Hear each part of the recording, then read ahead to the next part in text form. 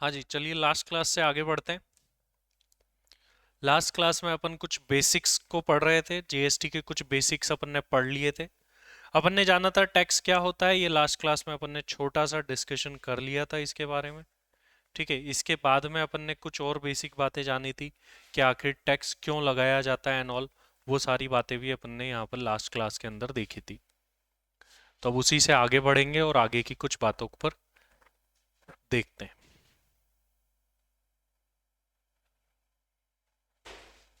चलिए, टैक्स क्या होता है ये हमने लास्ट क्लास में डिस्कस कर लिया था। टैक्स क्यों लगाया जाता है ये डिस्कस कर लिया था।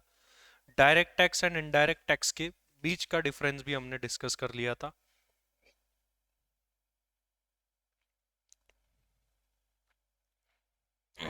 हम बात कर रहे थे कॉन्स्टिट्यूशनल वैलिडिटी। कॉन्स्टिट्यूशन से रिलेटेड कुछ बातें कर रहे थे। एक आर्टिकल पढ़ा था अपन ने लास्ट क्लास के अंदर, आर्टिकल 265। क्या बोलता है आर्टिकल 265? 265 बोलता है कि कानून की इजाजत के बिना ना तो कोई टैक्स लगाया जाएगा और ना ही कलेक्ट किया जाएगा। ये बात आर्टिकल 265 बोला करता था। तो हमने टैक्स की डेफिनेशन में भी एक बात देखी थी, compulsory extortion of money under any law और स्टेच्यू बाय गवर्नमेंट। तो अंडर एनी लॉ वहां पर भी लिखा हुआ था। वहां पर अंडर एनी लॉ क्यों लिखना पड़ा था? क्योंकि आर्टिकल 265 बोलता है टैक्स लेना है तो कानून बनाना ही पड़ेगा। देन एक समस्या थी। समस्या क्या थी कि कानून कौन बनाएगा, हु विल मेक लॉ। ये प्रॉब्लम थी हमारे सामने। तो इसका सॉल्यूशन हमने क्या देखा था कि तीन लिस्ट बनी हुई है हमारे आर्टिकल 246 के अकॉर्डिंग।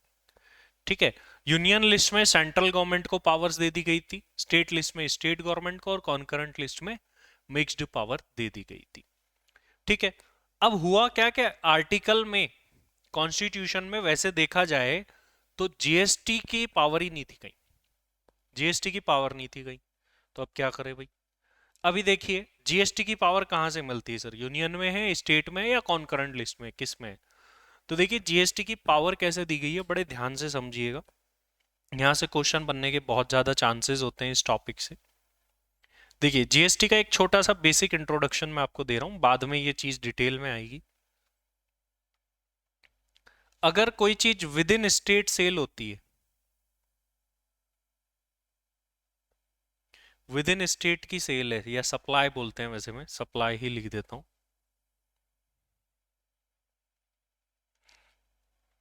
बायर और सेलर सेम स्टेट के हैं, या service provider receiver same state के होते हैं, तो जो जीएसटी लगता है ना, उसको अपन बोलते हैं CGST and SGST, central goods and service tax and state goods and service tax. जैसे किसी चीज पर जीएसटी की रेट 18% है, तो उसमें 9% सीजीएसटी होता है और 9% एसजीएसटी होता है। ये कब? विद इन सेम स्टेट हो, है ना। इसको हम बोलते हैं इंट्रा स्टेट। डिटेल में भी आऊंगा आगे, लेकिन अभी इस टॉपिक को समझने के लिए इस बात को समझना पड़ेगा। और अगर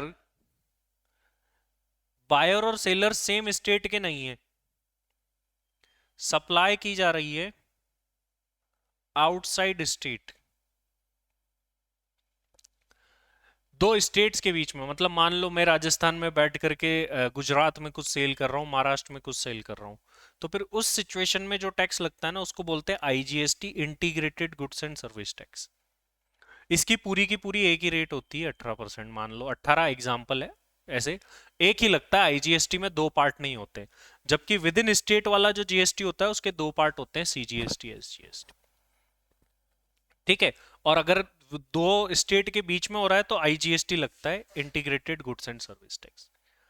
अब देखो, मैं आपको बताने क्या जा रहा हूं, अब बड़े ध्यान से सुनिएगा।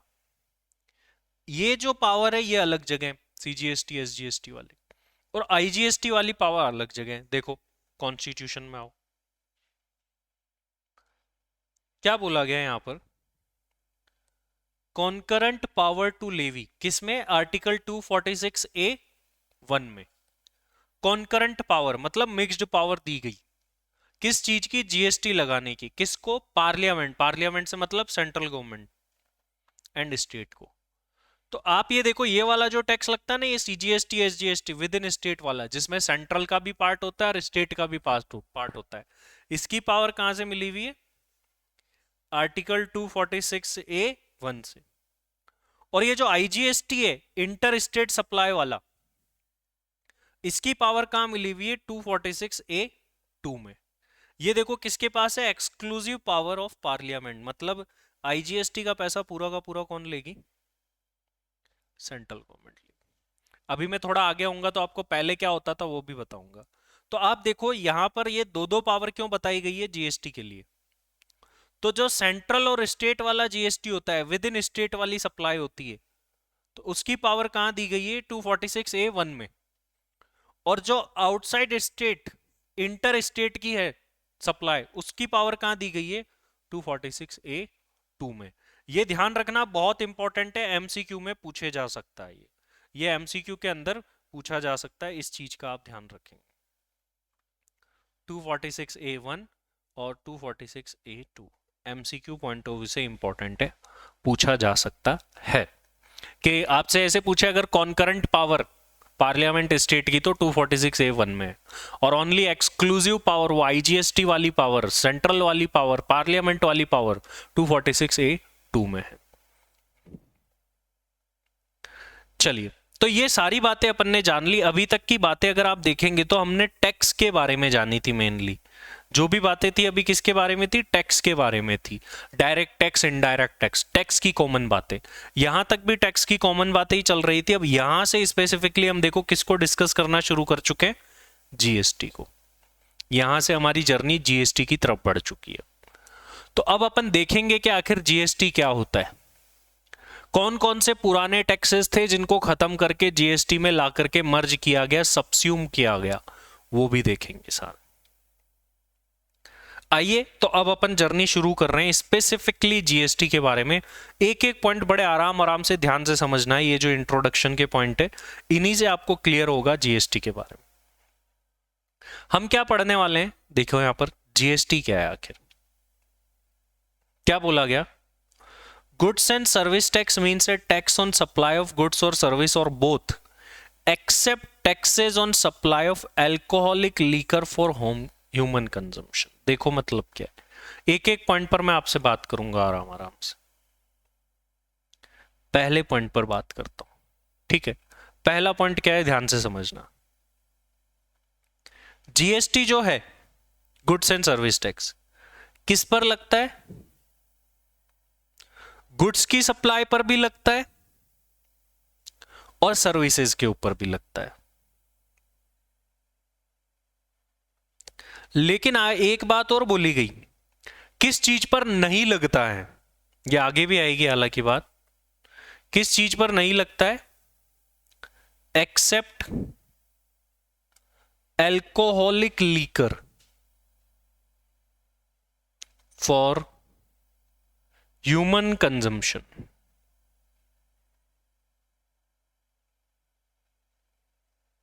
सिंपल भाषा में बोलूं तो दारू, दारू पर जो है जीएसटी नहीं लगता भाई। ऐसा क्यों सर, अब मन में ये बात सुनते ही यही सवाल आपका आ जाएगा, बड़े ध्यान से समझिएगा ऐसा क्यों किया गया। देखिए मैं आपको थोड़ी सी हिस्ट्री में ले जा रहा हूं, अब हिस्ट्री समझना ध्यान से, कैसा क्यों किया गया, रीजन क्या था। पहले देखो, अगर विद इन स्टेट की सेल होती थी, विद इन स्टेट की सेल होती थी, सेम स्टेट के अंदर अगर आप सेल कर रहे हो तो एक टैक्स लगा करता था जिसका नाम था वैल्यू एडेड टैक्स, वैट बोलते थे उसको, ठीक है। और आउटसाइड स्टेट की अगर सेल करते थे तो एक टैक्स लगा करता था सीएसटी, सेंट्रल सेल्स टैक्स। बड़े ध्यान से इन बातों को समझना, समझना बहुत जरूरी है हिस्ट्री, तो आगे बहुत हेल्प मिलेगी तुमको। पहले विद इन स्टेट अगर कुछ सेल कर रहे हैं तो वैट लगा करता था, आउटसाइड स्टेट सेल कर रहे हैं तो सीएसटी लगा करता था। अच्छा, और कोई चीज मैन्युफैक्चरिंग करते थे ना, बनाते थे, मैन्युफैक्चर करते थे, तो उसके ऊपर एक टैक्स लगा करता था जिसको हम बोलते थे एक्साइज ड्यूटी। और पहले अगर हम सर्विसेज प्रोवाइड कराते थे ना, तो इसके लिए एक अलग से टैक्स लगा करता था, सर्विस टैक्स। और भी काफी सारे टैक्स थे, बहुत सारे। अलग अलग टाइप के टैक्सेस लगा करते थे। ठीक है, अब हुआ क्या कि जब जीएसटी लाने का प्रपोजल रखा गया कि भाई हम तो जीएसटी लेकर के आएंगे, तो जीएसटी के मॉडल होते हैं अलग अलग टाइम के, बड़े ध्यान से समझना। मॉडल मतलब क्या सर? देखो, जीएसटी होता है एक तो सिंगल मॉडल और एक ड्यूअल मॉडल। भारत ने dual model of GST follow किया है, कनाडा से लिया है। देखो क्या होता है dual model. Dual model of GST में क्या होता है कि जो जीएसटी लगता है, अभी अभी मैंने आपको बताया और लास्ट क्लास में एग्जांपल भी दिया था डोमिनोज के पिज्जा का। ड्यूअल मॉडल के अंदर क्या होता है कि जो जीएसटी लगता है उसमें सेंट्रल का भी कुछ पार्ट होता है और स्टेट का भी कुछ पार्ट होता है। सेंट्रल का भी कुछ पार्ट मिलेगा और स्टेट का भी कुछ पार्ट मिलेगा, मतलब रेवेन्यू दोनों में बढ़ता है, आधा रेवेन्यू सेंट्रल आधा रेवेन्यू स्टेट में। अगर सिर्फ सिंगल मॉडल रखते, मान लो सिर्फ सेंट्रल के पास जा रहा है, तो राज्य तैयार ही नहीं होते, बोलते हम तो नहीं लगाने देंगे। क्यों? क्योंकि ये वाले जो टैक्सेस थे, वैट और सीएसटी, इसका रेवेन्यू किसको मिला करता था? पहले राज्य सरकारों को। अगर सिंगल मॉडल का जीएसटी लगा देते, सिर्फ सेंट्रल को जाएगा टैक्स, तो क्या राज्य सरकारें राजी होती? होती ही नहीं, क्योंकि उनका रेवेन्यू तो जा रहा है ना सीधा सीधा, क्योंकि वैट सीएसटी सारे टैक्स किस में मर्ज हो गए जाकर के? जीएसटी में। तो राज्य सरकारें तैयार ही नहीं होती। तो राज्य सरकारों को बोला गया कि हम ड्यूअल मॉडल ऑफ जीएसटी ला रहे हैं, मतलब हमारा भी हिस्सा और तुम्हारा भी हिस्सा, मोदी जी ने ये बोला। बाकी फिर राज्य जो है तैयार हो गए, लेकिन राज्य वाले ना दारू के लिए तैयार नहीं हुए। हम्म। अब होता क्या था, जो ये दारू है ना, ये दारू के ऊपर जो जीएसटी लगता है, जीएसटी लगता ही नहीं है, दारू कवर ही नहीं किया गया, इसको रीजन बताता हूं क्या। दारू के ऊपर क्या लगता है? वैट लगता है, वैल्यू एडेड टैक्स। हाँ, आज की डेट तक भी जो दारू है, alcoholic liquor for human consumption है, वो जीएसटी से बाहर है, जीएसटी से बाहर है। जीएसटी से बाहर रखने का कारण क्या है इसको? तो जो ये लीकर है, दारू है, ये राज्य सरकारों की रेवेन्यू का मेन सोर्स है। इस पर आराम से टैक्स बढ़ाते जाओ, लगाते जाओ, कोई आवाज भी नहीं उठती। और बेचारे फिर भी जो है चुपचाप से लाइन लगा के 7-8 बजे भीड़ पड़ के ले जाते हैं। आप चाहे इस पे 100% टैक्स बढ़ा दो, कोई कुछ नहीं बोलेगा, ठीक है, चुपचाप से ले जाते हैं। राज्य सरकारों को भी ये बात पता है कि भाई पीने वाला तो पिएगा, तो कोई दिक्कत नहीं है, इसको करता जाओ महंगा। तो क्या होता है, जब भी रेवेन्यू बढ़ाना होता है राज्य सरकारों को, तो वो क्या करती थी? वैट, वैल्यू एडेड टैक्स बढ़ा देती थी दारू के ऊपर। और दारू महंगी हो गई, कोई आवाज भी नहीं उठाता था, लोग यही बोलते थे बहुत बढ़िया महंगी कर दी। और ठीक है, ये वाला काम चल रहा था। लेकिन राज्य सरकारें सोच रही थी अगर ये दारू जीएसटी में चला गया तो फिर जो हमारा टैक्स का रेवेन्यू बढ़ाएंगे हमको तो मिलेगा, लेकिन ये सेंट्रल भी तो ले जाएगा। और सबसे मेन चीज जहां से टैक्स का रेवेन्यू आता है सरकार को, एक तो है पेट्रोल डीजल, ठीक है, पेट्रोल डीजल पर भी जीएसटी नहीं लगता, उनको भी बाहर रखा हुआ है, ठीक है। क्यों? और दूसरी चीज क्या? दारू। जो दो मेजर जगह हैं जहां से राज्य सरकारें कमाती थी पैसा, या अभी भी कमाती है, उन दो चीजों को क्या कर दिया गया? बाहर रख दिया गया जीएसटी से, ठीक है। जीएसटी से बाहर क्यों रखा? राज्य सरकारें तैयार ही नहीं हो रही थी, बोल रही थी नहीं हमारे ये जो दो चीजें है ना, इनके ऊपर हम भी टैक्स लेंगे। तो ये जो दो चीजें बेसिकली, इन पर ऐसा होता है, पहले तो सेंट्रल टैक्स लगाता है अपना, एक्साइज ड्यूटी नाम से, और फिर सेंट्रल के लगाने के बाद में राज्य सरकारें और लगा देती है, ठीक है। तो दोनों टैक्स लगाते हैं, दोनों मिल बांट के टैक्स लगाते हैं। आज की डेट में बात करें, पेट्रोल पर और लीकर पर दोनों के दोनों जो है टैक्स लगाते हैं। अभी जो हुआ, ये जो दारू है, अभी अभी मैंने बताया कि उधर जो जीएसटी में अपन पढ़ रहे थे कि गुड सर्विस पे लगता है, लेकिन alcoholic liquor for human consumption पर नहीं लगता। उसका कारण क्या था? राज्य सरकारें तैयार नहीं हो रही थी, रेडी नहीं हो रही थी इसको जीएसटी में लाने के लिए, ठीक है। इसी वजह से फिर क्या किया गया? इसी वजह से इसको जीएसटी से बाहर रखा गया और इसको भी जीएसटी से बाहर रखा गया, तभी जाकर के दोनों सरकारें तैयार हुई। हालांकि पेट्रोल को तो खुद केंद्र सरकार भी नहीं लाना चाहती थी जीएसटी के अंदर, ठीक है, वो सोच रही थी हमारा रेवेन्यू भी तो इससे बनता है। अगर आज भी पेट्रोल डीजल जीएसटी के अंदर आ जाए तो कम से कम 40-50 रुपए लीटर जो है एक एक पेट्रोल डीजल जो है सस्ते हो जाएंगे। तो ये दो चीजें कवर नहीं थी। तो एक लाइन यहां पर बोली गई थी क्या, alcoholic liquor for human consumption को छोड़ करके, कि उस पर जीएसटी नहीं लगता है, टॉबैको पर भी नहीं लगता है। ये सारी चीजें जीएसटी से बाहर है। आगे जब आओगे तब सारी चीजें पढ़ोगे। बहुत सारी चीजें हैं जिनको बाहर रखा गया है जीएसटी से, अपन आगे पढ़ेंगे। नेगेटिव लिस्ट है। तो गुड्स एंड सर्विस टैक्स जो है गुड्स पर भी लगता है, सर्विसेज पर भी लगता है। ठीक है। Alcoholic liquor for human consumption पर नहीं लगता, ये आर्टिकल डाल के स्पेशली इसके लिए। ठीक है, लर्न करने की जरूरत नहीं है। पहले पॉइंट पर हमने डिस्कस कर लिया, ये पॉइंट आपने समझ लिए तो आराम से आप जीएसटी से बिल्कुल फेमिलियर हो जाओगे, इसलिए डिटेल में समझ रहे हैं। दूसरे पॉइंट पर आते हैं। GST is a value added tax levy on sale और सर्विस और बोथ। देखिए होता क्या है, वैल्यू एडेड टैक्स किसको बोलते हैं? ये वैट भी हुआ करता था पहले, एक value added tax. Value added tax का मतलब ये होता है जो वैल्यू में ऐड किया जाता है। मतलब मान लो आप जनरली अगर कभी इनवॉइस वगैरह बनाओगे किसी चीज का, तो वो इनवॉइस कैसे बना करके देंगे? मान लो प्राइस इस किसी चीज की है 100 रुपए, जीएसटी लगा दिया 18 रुपए का, चीज कितने की हो गई?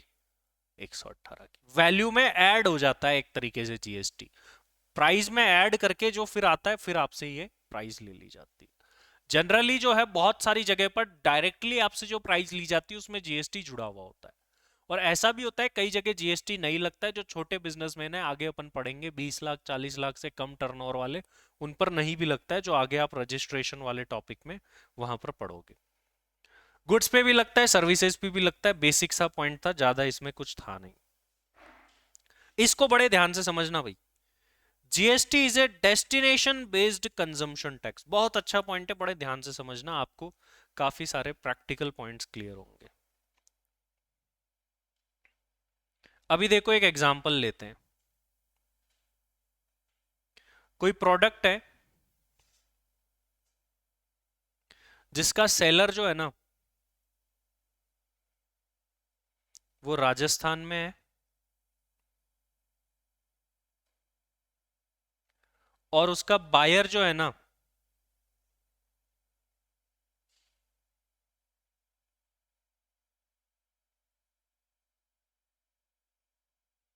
वो यूपी में है।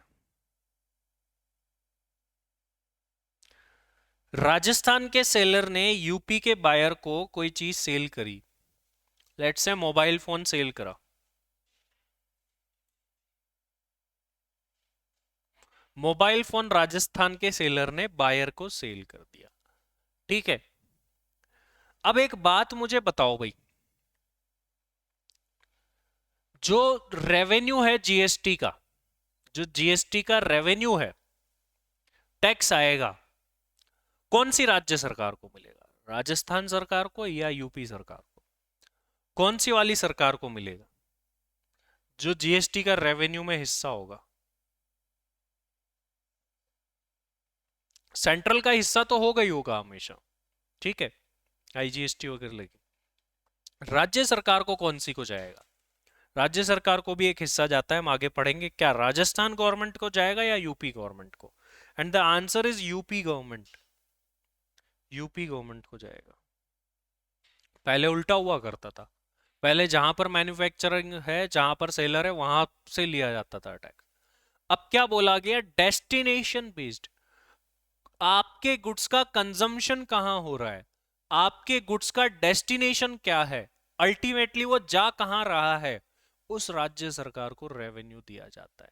उस राज्य सरकार को रेवेन्यू दिया जाता है। अगर आप कभी नोट करेंगे, अमेजोन फ्लिपकार्ट से आपने प्रोडक्ट मंगवाए हो, ठीक है, तो आपसे आपका बिलिंग एड्रेस और शिपिंग एड्रेस भी लिखा हुआ आता है, आगे पढ़ेंगे वो तो अपन। आप ये देखेंगे कि उस पर फिर है ना एक टैक्सेस वगैरह भी लगे हुए आते हैं अमेजोन फ्लिपकार्ट से, और आपसे पूरा विद पिन कोड जो है डिटेल ली जाती है वहां पर। होता क्या है कि फिर अमेजोन फ्लिपकार्ट के तो पूरे राज्यों में जाते हैं।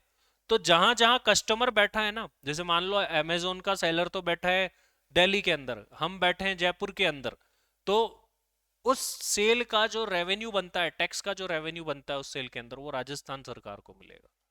तो जहां सेलर बैठा है उससे मतलब नहीं है, बायर कहां बैठा है उससे मतलब है। तो जहां पर गुड्स का कंजम्पशन होगा, जहां पर गुड्स का डेस्टिनेशन होगा, उस वाली सरकार को जो है क्या जाता है, जीएसटी का रेवेन्यू जाता है, उस राज्य सरकार को जाता है।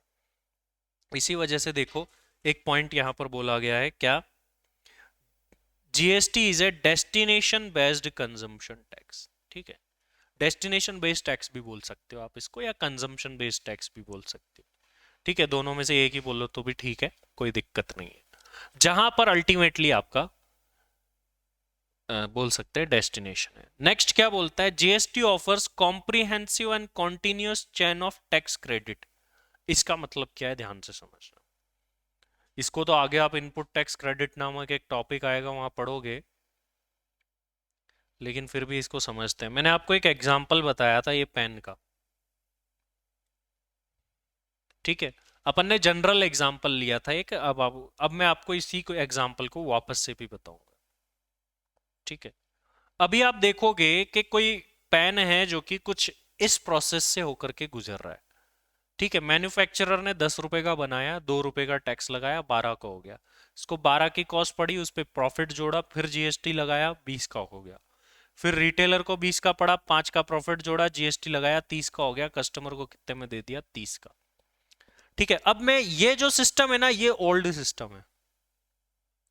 पहले जब वैट चला करता था, वैल्यू एडेड टैक्स, तब ऐसे ही हुआ करता था। जीएसटी में थोड़ा सा इसमें चेंज किया गया है। ठीक है, इसको बोलते हैं कास्केडिंग इफेक्ट। कास्केडिंग इफेक्ट क्या होता है, ध्यान से समझना, मैं आपको अब एक एनालिसिस बताने जा रहा हूं। आप ये देखो, डीलर को ये जो पेन है कितने का पड़ा है, 12 रुपए का। उस 12 रुपए में वो 3 रुपए का क्या जोड़ रहा है, प्रॉफिट। ठीक है, फिर उस 15 रुपए पर उसने क्या लगाया होगा, जीएसटी। तो कहीं ना कहीं इस कॉस्ट में बताओ, 12 रुपए की कॉस्ट में जीएसटी टैक्स जुड़ा हुआ था कि नहीं था। तो ये नहीं कह सकते कि टैक्स पर वापस से टैक्स लग गया, है ना। 12 रुपए की चीज थी, फिर प्रॉफिट जोड़ा, वो तो अलग है, लेकिन टैक्स पर टैक्स लग गया ना। टैक्स पर टैक्स लग गया। टैक्स पर जब टैक्स लगता है ना वापस से, इसको बोलते हैं कास्केडिंग इफेक्ट। इसको क्या बोलते हैं, कास्केडिंग इफेक्ट। टैक्स के ऊपर जब टैक्स लगता है। जीएसटी में इसमें थोड़ा सा सुधार किया गया। कैसे, पहले मैं आपको कास्केडिंग इफेक्ट के और कुछ एग्जांपल बताता हूं। मान लीजिए यूपी का कोई सेलर है, पुराना बता रहा हूं, पहले पहले क्या होता था। यूपी का कोई सेलर है, उसने राजस्थान के किसी व्यक्ति को, अगेन ये भी सेलर है राजस्थान वाला, और राजस्थान वाले ने क्या करा, बड़े ध्यान से समझना, राजस्थान के ही किसी बायर को सेल कर दी। ठीक है, मैं इनका नाम बदल देता हूं, इसको होलसेलर कर देता हूं नाम, और इसका रिटेलर नाम। यूपी वाले ने, ध्यान से समझना, पुराना वाला बता रहा हूं, यूपी वाला ठुमका लगाओ। देखो, जब यूपी वाले ने राजस्थान वाले को सेल करी होगी, तो कौन सा टैक्स लगता था सर, पहले पहले लगता था सीएसटी। दो स्टेट के बीच में सेल हो रही है तो क्या लगता था, सीएसटी। और within same state sale हो रही है तो क्या लगा करता था, within same state sale हो रही है तो वैट लगा करता।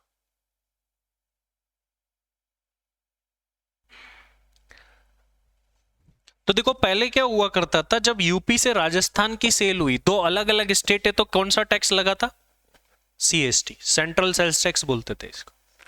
और जब राजस्थान के राजस्थान में सेल हो गई तो क्या लगता था, वैट। सेम स्टेट में सेल हुई तो वैट। अब बड़े ध्यान से समझना आप, 100 रुपए की चीज थी और 2% का इस पर सीएसटी लग गया, तो मान लो 102 रुपए का रिटेलर को पड़ा। अब बड़े ध्यान से समझो, रिटेलर क्या करेगा, इस पर फिर से क्या लगा देगा, वैट लगा देगा। मान लो 10% का वेट, तो 102 रुपए प्लस 10% का वैट लग के इस राजस्थान वाले बायर को बेच दिया। पॉइंट टू बी नोटेड, आप यहां पर फिर से देखो कि ये टैक्स लगा हुआ था, टैक्स लगी हुई वैल्यू पर फिर से क्या लग गया, एक और टैक्स लग गया। जब टैक्स के ऊपर टैक्स लगता है ना, तो इसको बोलते हैं कास्केडिंग इफेक्ट। और राज्यों के बीच में कोई लेना देना नहीं था। अभी क्या है, आज के टाइम पर बताता हूं अब क्या होगा, बड़े ध्यान से। आज के टाइम का अब जीएसटी वाला एरा देखो। अब क्या होगा, मान लीजिए यूपी वाले ने राजस्थान वाले को सेल करी, ये होलसेलर है, और ये रिटेलर है, और ये राजस्थान में बैठा है कस्टमर। यूपी वाला जब राजस्थान वाले को सेल करेगा तो क्या लगाएगा? आईजीएसटी आज के टाइम पर। और राजस्थान वाला जब विद इन राजस्थान सेल कर देगा तो सीजीएसटी और एसजीएसटी लगाएगा। अब मान लीजिए 100 रुपए का प्रोडक्ट था और 18% का उस पर आईजीएसटी लग गया, तो वो कितने का पड़ा? 118 का। अब बड़े ध्यान से समझना, मैं आपको क्या बात समझाने जा रहा हूं। आगे ये कस्टमर को कैसे सेल करेगा, कैसे प्राइसिंग लगाएगा।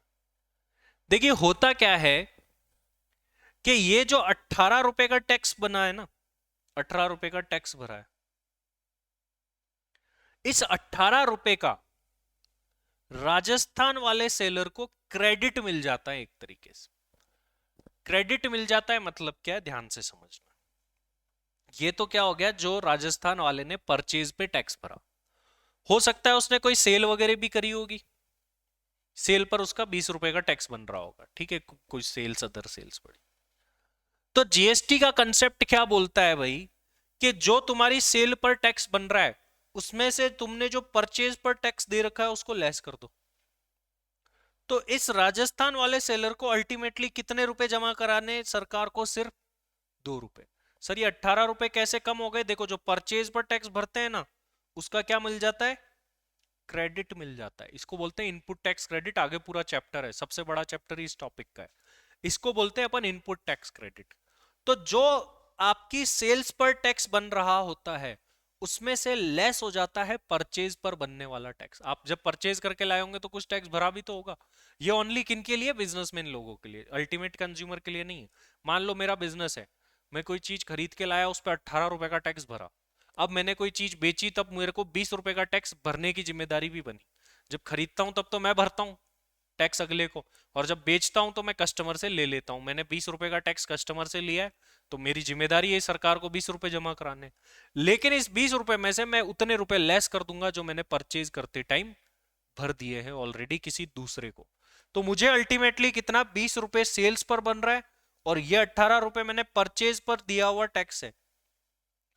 जो परचेज करते टाइम जीएसटी भरते हैं उसको बोलते हैं इनपुट जीएसटी, और जो सेल करते टाइम जीएसटी बनता है उसको बोलते हैं आउटपुट जीएसटी। तो आउटपुट जीएसटी में से इनपुट जीएसटी लेस हो जाता है, और बाकी जो बचता है वही हमको सरकार को जमा करवाना होता है। अगर मान लीजिए ऐसा हो कि हमारी सेल पर तो 16 रुपए ही बन रहा है, तो आपके 2 रुपए पड़े, जब बाद में सेल होगी तब यूटिलाइज कर लेना।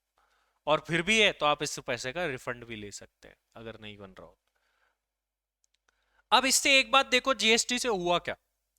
जब इस 18 रुपए का क्रेडिट राजस्थान वाला व्यक्ति ले लेगा, 18 तो उसको वापस मिल जाएंगे, तो राजस्थान वाले व्यक्ति के लिए कॉस्ट कितने रुपए पड़ी होगी भाई? 18 रुपए तो उसको वापस मिल जाएंगे 118 में से, तो कॉस्ट कितने रुपए पड़ी? 100 रुपए ही पड़ी ना। आज मान लो कोई चीज आप 200 रुपए की खरीद के लाते हो, लेकिन 100 रुपए वापस मिल जाएंगे, कैशबैक जैसे मिलता है आपको। 10,000 का फोन खरीद के लाए, 2,000 वापस मिल जाएंगे, तो कितने की पड़ी कॉस्ट? 8,000 ही तो पड़ी। ऐसे ही इसका है, 118 का खरीदा लेकिन 18 तो वापस मिल जाएंगे, तो कॉस्ट कितनी पड़ी? 100 रुपए। तो ये जो अपना प्रॉफिट वगैरह जोड़ेगा वो कितने रुपए में जोड़ेगा? तुम बता दो मुझे। क्या वो 100 रुपए में अपना प्रॉफिट जोड़ के फिर प्राइस निकालेगा, या 118 रुपए में अपना प्रॉफिट जोड़ के प्राइस निकालेगा? बताओ फटाफट से, सभी बताओ मुझे। क्या 100 रुपए में अपना प्रॉफिट जोड़ के प्राइस निकाली जाएगी, या 118 रुपए में अपना प्रॉफिट जोड़ के प्राइस निकालेगा? ऑब्वियस सी बात है सर, वो 100 रुपए में ही प्राइस अपना प्रॉफिट मार्जिन जोड़ेगा, और प्रॉफिट मार्जिन जोड़ने के बाद में जो प्राइस आएगी उसके ऊपर वो क्या लगा देगा? जीएसटी लगा देगा। अब एक बात बड़े ध्यान से सुनना, ध्यान से सुनना बड़ी बात को। 100 रुपए की चीज थी, मान लो 5 रुपए का इसने प्रॉफिट कमाया, 105 रुपए रेट बन गई, ठीक है। उसके ऊपर उसने जीएसटी लगाया लेट से 18% का। 18% निकालना कितना आता है? चलो मैं 10 रुपए कर देता हूं इसको, तो 110 रुपए, 10 रुपए का प्रॉफिट। 110 रुपए का 18% निकालो, कितना आता है? 18% कितना आता है?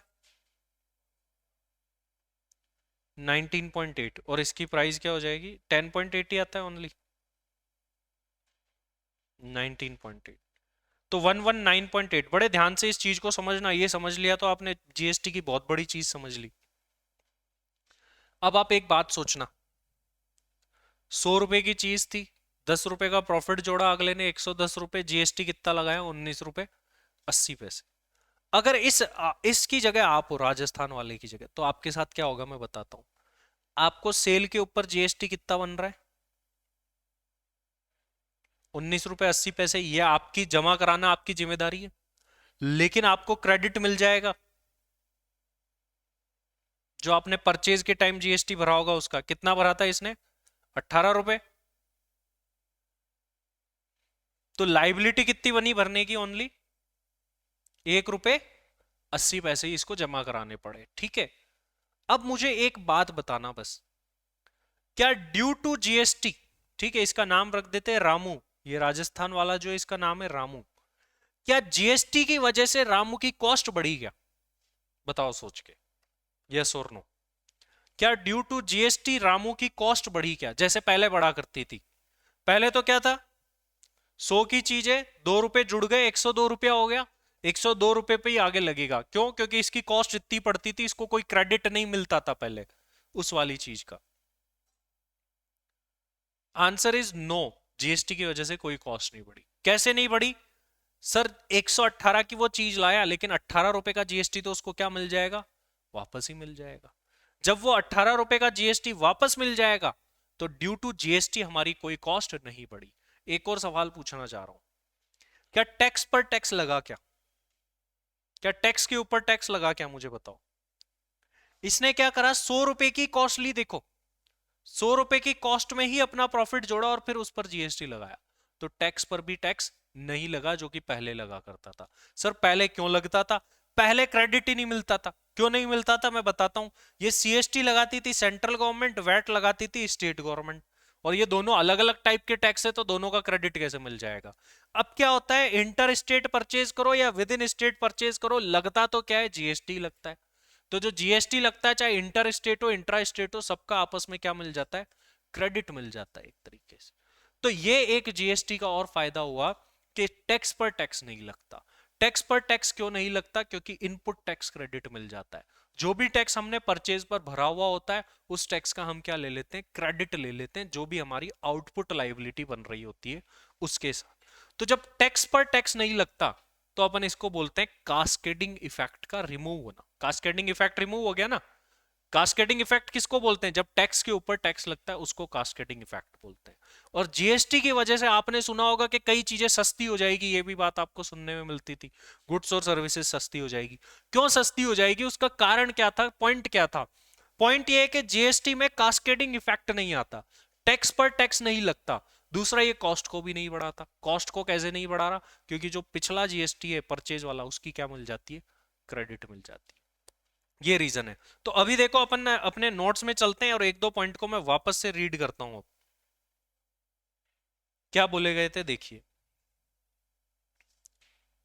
यहां पर बोला गया था GST offers comprehensive and continuous chain of tax credit. Continuous chain of tax credit का मतलब क्या है समझो। Continuous chain of tax credit का मतलब यह है कि आगे मैंने तो अभी एक ही सेलर लिया, अभी यूपी वाले ने राजस्थान वाले को दिया, मान लो राजस्थान वाला फिर से किसी सेलर को देता है दिल्ली के, तो दिल्ली वाला भी क्रेडिट ले सकता है।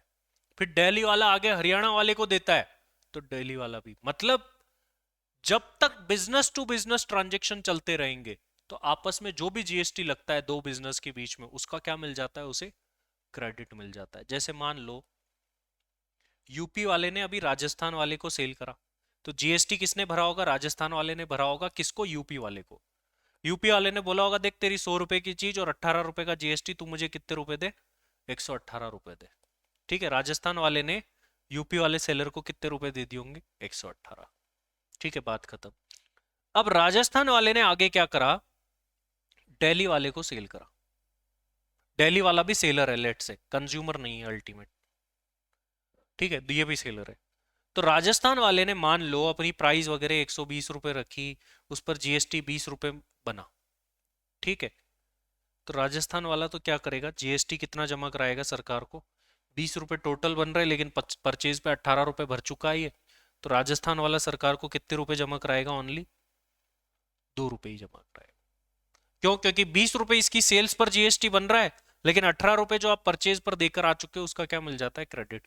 अब हाँ, ये 120 रुपए तो इसने प्राइस कर दी कॉस्ट में अपना प्रॉफिट जोड़ के, और 20 रुपए क्या है? जीएसटी है।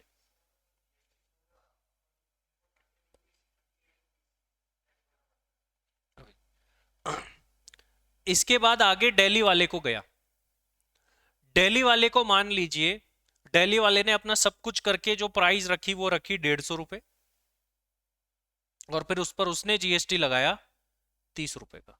तो अल्टीमेटली कंज्यूमर को कितने में मिलेगा? 180। ठीक है, सब कुछ मैं तो एडजस्टमेंट के बाद बता रहा हूं। अब मुझे आप बताओ, दिल्ली वाले को सरकार को कितने रुपए का जीएसटी जमा कराना? दिल्ली वाला सरकार को कितने रुपए का जीएसटी जमा कराए? देखो, दिल्ली वाले की सेल्स पर जीएसटी कितना बन रहा है? सेल्स पर 30 रुपए बन रहा है, लेकिन जो परचेज पर जीएसटी पे करके आए हो उसका तो क्रेडिट मिल जाता है।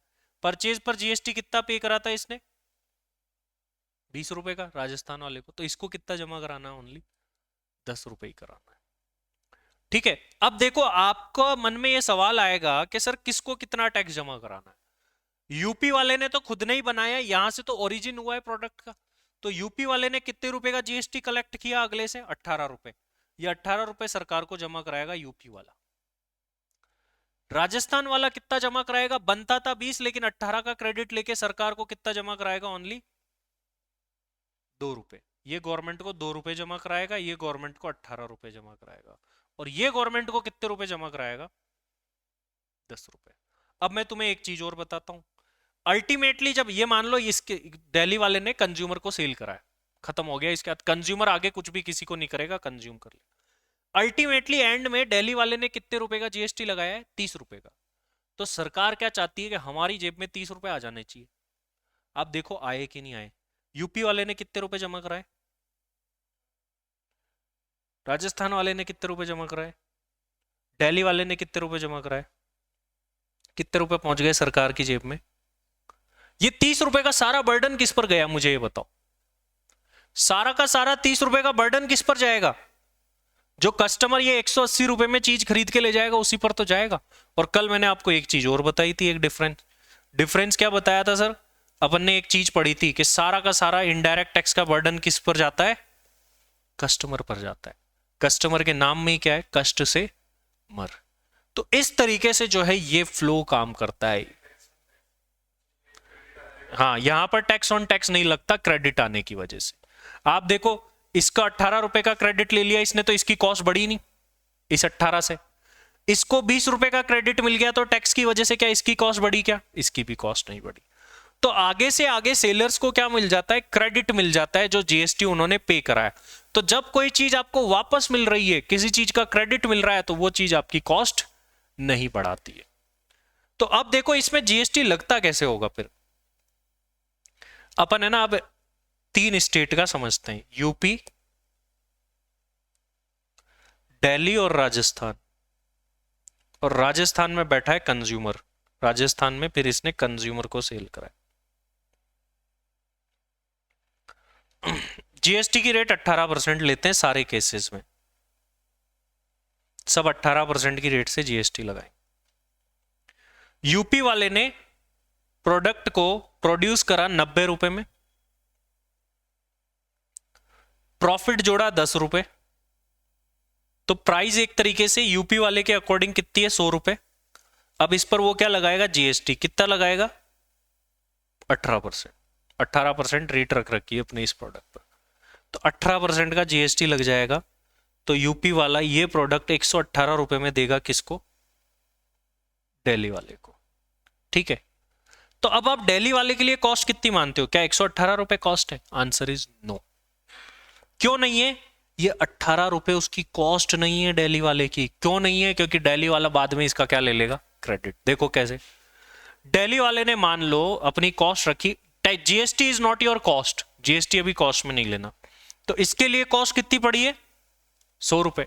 ठीक है, जीएसटी को हटा के देखो, फिर इस व्यक्ति ने भी अपना क्या जोड़ दिया, प्रॉफिट जोड़ दिया। ठीक है, इस आदमी ने भी 10 रुपए का प्रॉफिट जोड़ दिया। तो अब इसके अकॉर्डिंग प्राइस कितनी हो गई, अब ये इस पर जीएसटी लगाएगा, कितना, 18% का। लगाओ कितना आता है, 110 का 18% करो, कितना आएगा, 19.8। तो ये जो राजस्थान वाले को देगा ये कितने रुपए में देगा,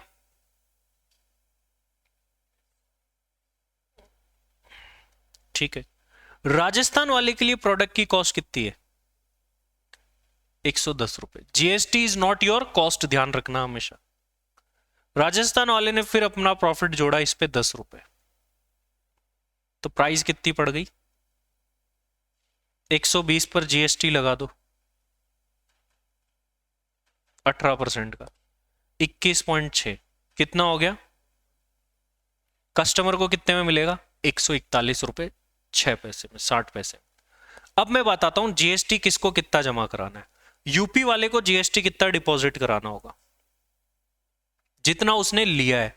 तो यूपी वाले ने कितना लिया, 18 रुपए का जीएसटी कलेक्ट कराया, तो जीएसटी डिपॉजिट कराएगा यूपी वाला 18। दिल्ली वाला कितना कराएगा, तो पहले तो देखो ये क्या कर रहा है, एक जगह से परचेज कर रहा है, एक जगह सेल कर रहा है। ऐसे ट्रांजैक्शन में आउटपुट और इनपुट देखा जाता है। आउटपुट पर जीएसटी कितना बन रहा है इसका, लेकिन ये इनपुट पर देकर भी तो आया है जीएसटी 18 रुपए का। तो दिल्ली वाला कितना डिपॉजिट कराएगा, ओनली दिल्ली वाला 1 रुपए 80 पैसे। आगे बात करता हूं मैं इसकी, राजस्थान वाले की। राजस्थान वाले की आउटपुट पर कितना जीएसटी बन रहा है, 21 रुपए 60 पैसे। और इनपुट ले लेगा ये जो जीएसटी पे करके आया, कितने रुपए का पे करके आया, 19.8। तो इसको देखो कितना डिपॉजिट कराना है सरकार को, कितना करवाना है, निकालो इसका पहले, 1.8। अब इन टोटल देखो सरकार के पास में कितने रुपए का जीएसटी पहुंचा, इन टोटल देखो सरकार के पास में टोटल जीएसटी कितना डिपॉजिट हुआ, टोटल जीएसटी डिपॉजिटेड। तो यूपी वाले ने 18 रुपए का जमा कराया, दिल्ली वाले ने 1 रुपए 80 पैसे का, और राजस्थान वाले। और जब लास्ट ट्रांजैक्शन हो रहा था तब भी जीएसटी कितना लगा, 21.6। ये पूरे के पूरे 21.6 रुपए जो लास्ट में कंज्यूमर से लिए गए वो सारे के सारे किसके पास पहुंच चुके, सरकार के पास में पहुंच चुके हैं। और ये सारे के सारे टैक्स का बर्डन किसने वहन किया, एंड में जाकर के कस्टमर ने वहन किया। अब एक बात मुझे बताओ, क्या जीएसटी की वजह से यूपी वाले की, दिल्ली वाले की या राजस्थान वाले की कॉस्ट बढ़ी थी क्या, कॉस्ट नहीं बढ़ी थी। देखो इन्होंने जो कॉस्ट ली थी वो जीएसटी हटा करके ली थी, फिर उसमें अपना प्रॉफिट जोड़ा था, फिर उस पर क्या लगता है, जीएसटी लगाया। तो जीएसटी आपकी कॉस्ट नहीं बढ़ाता। अगर जीएसटी आपकी कॉस्ट में जुड़ जाता, जीएसटी आपकी कॉस्ट में जुड़ जाता, मान लो ये 118 रुपए कॉस्ट लेता, फिर प्रॉफिट जोड़ता, फिर जीएसटी लगाता, तो क्या फिर टैक्स ऑन टैक्स नहीं हो जाता, फिर वही टैक्स ऑन टैक्स वाली बात हो जाती, फिर जीएसटी लाने का मतलब ही क्या रहता। तो ये जो एग्जांपल आपने समझा, this is the main reason to bring GST.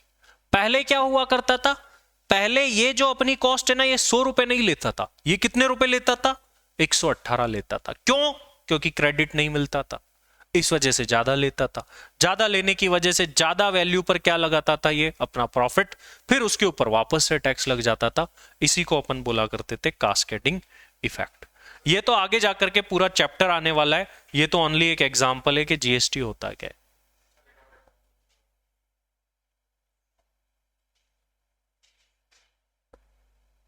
तो इस तरीके से जो है जीएसटी का सिस्टम वर्क करता है, इस तरीके से जो है हमारा न्यू जीएसटी का सिस्टम। और ये जो रीजन है, ये जो चीज है, this is the main reason to bring GST in India. ये रीजन है जिस वजह से जो इंडिया में जीएसटी आया। पहले टैक्स की वजह से कॉस्ट बढ़ती थी, फिर ऊपर से टैक्स पर और टैक्स लगा करता था। लेकिन अब आप एट द एंड देखो तो क्रेडिट मिलता जाता है, क्रेडिट मिलता जाने की वजह से कॉस्ट कम होती जाती है। कोई भी अब जीएसटी को अपनी कॉस्ट में नहीं जोड़ता। क्यों नहीं जोड़ता, क्योंकि उसको क्या मिल जाएगा, क्रेडिट मिल जाएगा। ठीक है, चलिए अभी तो अपन इतना ही रखते हैं, हम ऑलरेडी टाइम ज़्यादा ले चुके हैं। अब हम आगे देखो, एक दो पॉइंट मैं आपको पढ़ा देता हूँ जो कि अपन पूरा ही समझ चुके हैं। इस एग्जाम्पल से मैंने आपको पूरा जीएसटी ही समझा दिया। अब आप देखोगे कि इसमें जो पॉइंट्स आ रहे हैं वो एक बार ध्यान से देखो। जीएसटी का बर्डन कौन बोन करता है एंड में? Final consumer. बताने की जरूरत है? समझ गए ऑटोमेटिकली। 21 रुपए 60 पैसे का बर्डन सारा किस पर गया था? फाइनल कंज्यूमर पर। जीएसटी क्या करता है? कास्केडिंग इफेक्ट को एलिमिनेट करता है। कैसे करता है? टैक्स पर टैक्स नहीं लगता, ठीक है। टैक्स पर टैक्स लगना इज कास्केडिंग इफेक्ट, लेकिन जीएसटी में कभी भी टैक्स पर टैक्स नहीं लगेगा। Brings uniform tax structure all over India. अब पूरे इंडिया में एक ही टैक्स लगता है, दैट इज जीएसटी, ठीक है। पहले वैट लग रहा है, सीएसटी लग रहा है, एक्साइज लग रहा है, सर्विस टैक्स लग रहा है, और भी काफी सारे टैक्स लगा करते थे। सो ये जीएसटी के मेन फीचर्स थे। गुड्स और सर्विसेज पर लगता है, ठीक है। वैल्यू एडेड टैक्स है एक तरीके से, कंजम्पशन बेस्ड है, डेस्टिनेशन बेस्ड है, ठीक है। Continuous chain of credit offer करता है। भाई हम देखेंगे यूपी वाले ने जब दिल्ली वाले को सेल करा तो दिल्ली वाले ने क्रेडिट ले लिया, दिल्ली वाले ने जब राजस्थान वाले को सेल करा तो राजस्थान वाले ने क्रेडिट ले लिया। तो आगे से आगे क्रेडिट ट्रांसफर होता रहता है, तो क्रेडिट का फ्लो बना रहता है और इससे कॉस्ट नहीं बढ़ती है। इसके अलावा बर्डन फाइनल कंज्यूमर पर ही पड़ना है इनडायरेक्ट टैक्स का, लेकिन कंपैरेटिवली कम पड़ता है। पहले बर्डन ज्यादा पड़ता था। क्यों ज्यादा पड़ता था? जब भाई क्रेडिट ही नहीं मिलता था तो अगला अपनी कॉस्ट में जोड़ता था उस टैक्स को, ठीक है। अब फिर पहले दिल्ली वाला क्या बोलता था? मैं तो 118 में खरीद के लाया हूं। अब दिल्ली वाला क्या बोलता है? मैं 100 में खरीद के लाया हूं। क्यों? क्योंकि 18 रुपए तो वापस मिल जाएंगे ना। जैसे मान लो कोई मोबाइल 10,000 का खरीदा, लेकिन आपको 2,000 का कैशबैक मिल जाएगा, तो कितने का पड़ेगा? 8,000 का ही पड़ेगा। ऐसा ही सेम सिस्टम अब होता है कि आपने जो परचेज पर टैक्स पे करा है वो आपको वापस मिल जाता है, क्रेडिट। लेकिन ये क्रेडिट कौन ले सकता है? बिजनेसमैन लोग ले सकते हैं, जो प्रोडक्ट को आगे बेचेंगे, बिजनेस को ही बेचेंगे, ठीक है। अब ये कंज्यूमर कोई क्रेडिट नहीं ले सकता। अपन लोग थोड़ी ना कोई प्रोडक्ट लाए फिर हम बोलते हैं हम क्रेडिट लेंगे, नहीं लेते। लेकिन काफी सारे लोग बताऊं क्या करते हैं, जो गलत है, फ्रॉड है एक तरीके से। एसी लेके आ रहे हैं, मोबाइल लेके आ रहे हैं, खुद के नाम से नहीं लाते, बिजनेस के नाम से लेकर के आते हैं। आप कई जगह देखेंगे तो बिजनेस के नाम से लेकर के आते हैं, जीएसटी भरते हैं उस पे, और उस जीएसटी का अपने बिजनेस के अंदर क्या ले लेते हैं? क्रेडिट ले लेते हैं। जबकि वो चीज खरीदी किसके लिए थी? पर्सनल चीजों के लिए खरीदी थी। इसलिए मोबाइल सस्ते पड़ जाते हैं। मान लो 1.5 लाख का आईफोन ला रहे हो, ठीक है, 30,000 का जीएसटी है, 30,000 तो सीधे बच जाते हैं जो लेके आते हैं। एसी ला रहे हो 50,000 का, 10,000 का जीएसटी है, सीधे बच जाते हैं। तो लॉग इस तरीके से भी करते हैं काम। चलिए इस क्लास में इतना ही। बताइए ये सारी बातें क्लियर है कि नहीं? यस और नो? क्लियर है सारी बातें? फटाफट से इधर भी बता दो मुझे, फिर अपन इस क्लास को एंड करेंगे। अगर बिजनेस के लिए आप कोई भी चीज परचेज करते हो तो उसका क्रेडिट ले सकते हो जो जीएसटी आपने भरा है। सब्जेक्ट टू दैट ब्लॉक नहीं होना चाहिए। कुछ चीजों पर ब्लॉक भी है क्रेडिट, जो आप आगे पढ़ो।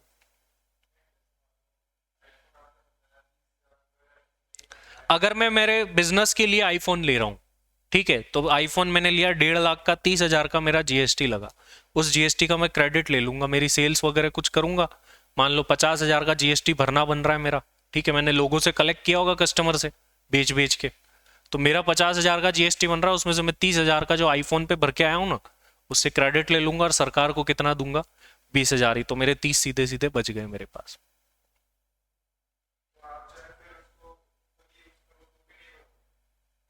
जनरली कुछ चीजों पर ब्लॉक होता है क्रेडिट, हम खुद यूज करेंगे तो ये फ्रॉड है, ये गलत है ना, यही तो फ्रॉड होता है। खुद यूज कर रहे हैं फिर भी नहीं भर रहे। चलिए इस क्लास में इतना ही, बाय बाय।